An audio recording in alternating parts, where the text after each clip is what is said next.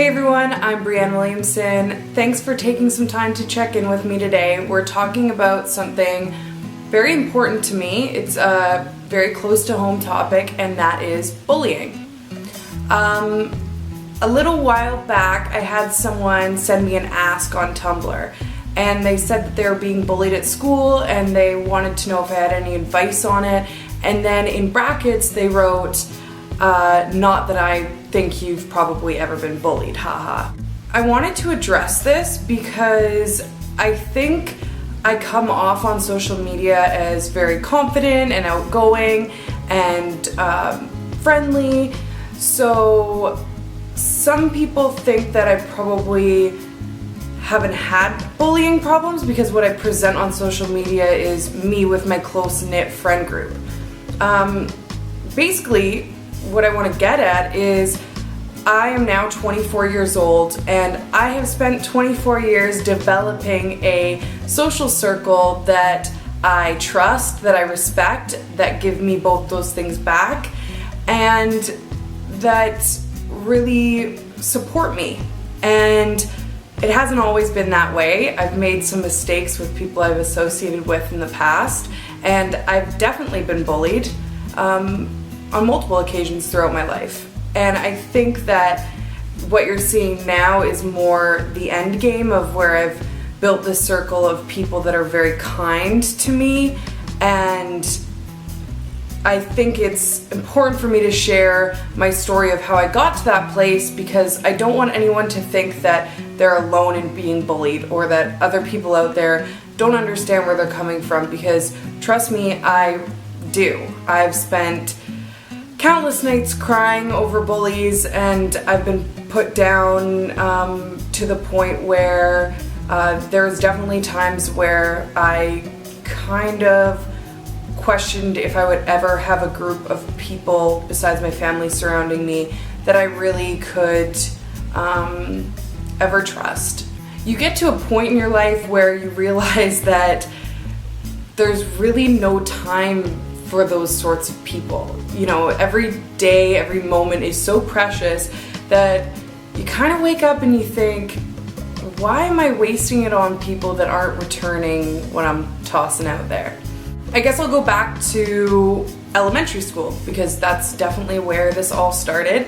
I was someone who was always drawn to hanging out with guys. This became a problem because there was only 30 people in my grade at my elementary school, and only 8 were girls. And I think, I'm not sure if the school system still kind of separates it in this way, but it was very detrimental to me in that any projects or in gym class or for parties or dances or anything like that, they always split it by gender. So here I had developed friendships with the boys in my grade, but I would be required to always be with the females. And you know, that's kind of an old school way of thinking to me to even classify things as gender, but that's just the way it was. And the problem with that was that I didn't really relate to these girls. They had kind of isolated me out. I don't know if there was a certain amount of jealousy involved with that relationship, because I think they were at the level where they were, you know, crushing on these guys, whereas I wasn't at all. I was just seeing them as friends. So to me it was like, I hadn't even thought about crushes or anything, so I was kind of like, why is everyone upset that I'm hanging out with guys? And looking back, they probably developed those emotions for guys earlier. It started to escalate over the years, and probably as girls got closer to puberty, it really hit, because they basically decided that I wasn't worth talking to, which made it very uncomfortable when I was in a group project, or when we were separated in gym class, or, you know, the parents would make it a requirement that if a girl had a birthday out of the 8 of us, all the other girls had to be invited so no one was left out. Which I see where the parents were coming from. That's a nice thing to do, but I would literally go to one of these birthday parties and sit there alone, and they would all laugh at me or whisper about me right in front of my face. They would, you know, I remember going to school and trying to be friends with these girls so badly because I got to the point where I was like, you know what, this isn't worth it. Like, I'll play make-believe with you. I won't play tag. I'll come over to your side and always hang around with you, and I'll be a girl. And if the tormenting will stop, if you just want me to be a girl and do all the things that you classify as what I should be doing, and I shouldn't talk to the boys and I should only hang out with you, I'll do that because I don't want this tormenting to go on. It was awful. And I remember them all saying to me, okay, well, let's meet before school tomorrow, and there was like the drop-off area, and then we'll all like hang out on the playground before class starts, so meet us in this spot. So I said, okay, fantastic, I'll meet you there, and I was all excited to be kind of part of the group in their meeting spot because they did this every morning. And I walked to the spot, and as I walk up, immediately they all turn to each other and go, run! And they all take off and run away, and I ran after them because I didn't understand what was going on, and I felt so like, okay, I'll just be part of the game that you want to play because I want to be involved. And it sucked. Like, it hurts, and I know that sounds really small, but when you're, you know, a 10-year-old kid and all you want is to be accepted and be part of what you're told you need to be part of, it's important. And you know, that was just one of many things on the daily that began to happen. You know, they would force me to go say things to the guys. They'd say, okay, well, if you want to be our friend, you have to walk up to so-and-so and say you have a crush on him, or whatever. You have to go ask so-and-so out. And I wanted nothing to do with the guys, so this was like really embarrassing for me. And it was just that daily kind of, well, if you want to be our friend, you have to do this. And I think they were also happy that they weren't being mean to each other, that they had a scapegoat, which was me, that they all just promoted each other doing it. It was definitely 2 girls out of the 8 that were kind of at the ringleaders of this whole thing. But I think the others were so scared of it being them that they just went along with it and didn't say anything or do anything to support me. And yeah, it sucked for years. You know, there was a lot of times where I would, you know, have to pretend that I was sick to go home because I was just so tormented at school. The guys stopped talking to me because I was now one of the girls, and then the girls would literally ice me out and would be like, okay, today we're not talking to Bree, so no one talked to her for all of lunch hour, things like that.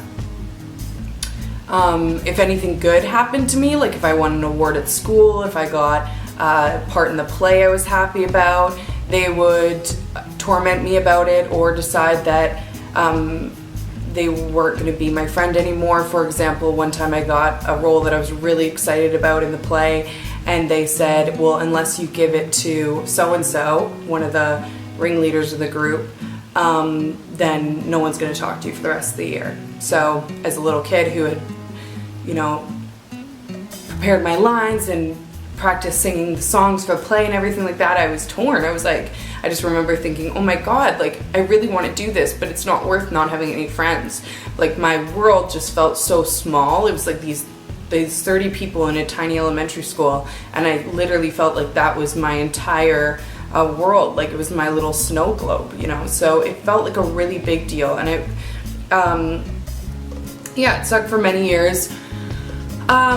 So how did I get past that, and how did I become who I was now? Well, in elementary school, I was very much a pushover.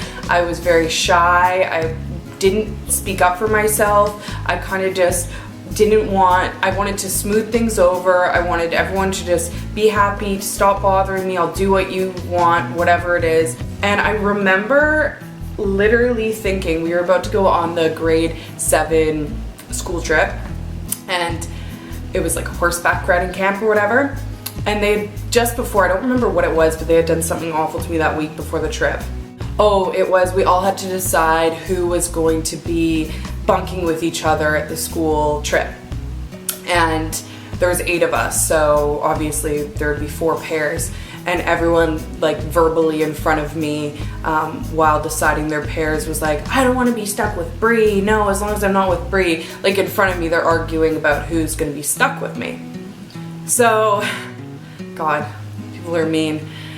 And I remember sitting there and being really upset, and then I went home and I thought, I literally remember this exact moment. I was sitting in my room and I thought, I'm not gonna let them ruin this trip, and I'm not gonna let them ruin the rest of my life. I don't need them to validate who I am and what I know I have to offer. And you know, in a grade 7 mindset, like there was a really powerful moment of me of, what have I been doing? I've just been wasting my time letting all these people walk all over me that really don't appreciate who I am. Like I've never done anything wrong to them. I've been so loyal and kind to them, and here I am, you know, getting ragged on all the time. It's just really not fair. Literally overnight I woke up and I was a new person. It was like a learned personality. And that's why when people say to me, wow, you're so confident, you're so outgoing or outspoken, you always stick up for what you believe in, and all these great things, I'm like, you know what, it's funny because that's actually not me at the core. Like me at the core is that shy pushover who lets people walk all over them. My learned personality, what I told myself I need to be to deal with these people, was that person who is going to be strong and confident and not really care what people think. Now here's the thing, I went to high school and I had a fresh start, and I thought it would all be good. I thought I left those elementary school bullies behind. Unfortunately for me, I met a lot more bullies along the way. I let a lot of people in that let me down personally, that were shady or unsupportive. I think the lesson though is that you can have a fresh start every single day. You don't need to keep long-term friends in your life just because they're long-term friends. You might work on keeping them around harder, but at the end of the day, if you wake up and you realize those people are not adding to your life, helping with your personal growth, or creating some sort of emotional boost, then why are they in it? Your days are too precious and your time here is too short to have people surrounding you that drag you down. And I think as I got older, I realized that bullies don't go away. It doesn't get better. You get better at dealing with it. And what I mean by that is, at every age there's bullies. People say kids are so mean. Well, guess what? Teens are so mean, and young adults are so mean, and middle-aged people are so mean, and elderly people sometimes are especially mean. Those people have no filters. I think people just decide to get better at choosing who is in their life, who they let in, and who they let go. And there's nothing wrong with letting someone go if they're not adding to your life. And I think as I got older, I empowered myself to do that. I think I felt guilty when I was younger for letting friendships go. But the thing is, there's, you know, billions of people on this planet. Why are you spending your precious energy and time on people who aren't giving you what you give in return? Whether that's a relationship or a friendship, whatever it is, there's just, you know, you could get hit by a bus tomorrow. Do you want the last day you spent with a group of people that just put you down or rag on you or give you passive aggressive double-sided compliments? No, it's not worth your time. And for me, my life has just gotten so much more enriched with love and happiness when I gave myself permission to let people go without even a valid reason. Meaning, if I just had that feeling in my gut that, God, every time I hang out with this person, they don't really make me feel good about myself. Or, you know, this person they say things, it's never something really bad. It's not necessarily outwardly mean, but it's unsettling to me. There's something off. Those people don't have to be in your life. Maybe you're just oil and water. Maybe you're not a good connection. That's fine. At the end of the day, we are all responsible for our own happiness. And you don't have to let other people validate whether you're worth respect and trust and loyalty and kindness. You can decide that for yourself. I try to decide that for myself daily. And what I mean by that is every new person I meet, every day I wake up, I think,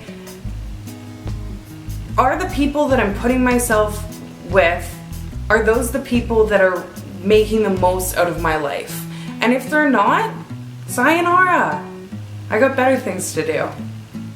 If you're being bullied, I'm so sorry. You do not deserve it. I'm sorry you didn't get that invite to that party. I'm sorry someone made you feel worthless. I'm sorry that people are so fucking mean. It sucks. And when people tell you to just get over it, that sucks even harder because you can't just get over it. But what I will tell you is they cannot define you. You will find your people. You will find the people that are kind and loving and supportive to you. And in the meantime, you can be that person for yourself. If you see someone getting bullied, stick up for them. Honestly, go out there, kick some ass. I've got your back.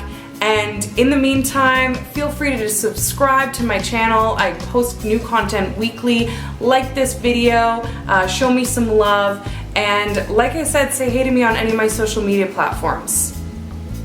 Have a good day, guys, and in the words of Ellen DeGeneres, be kind to one another.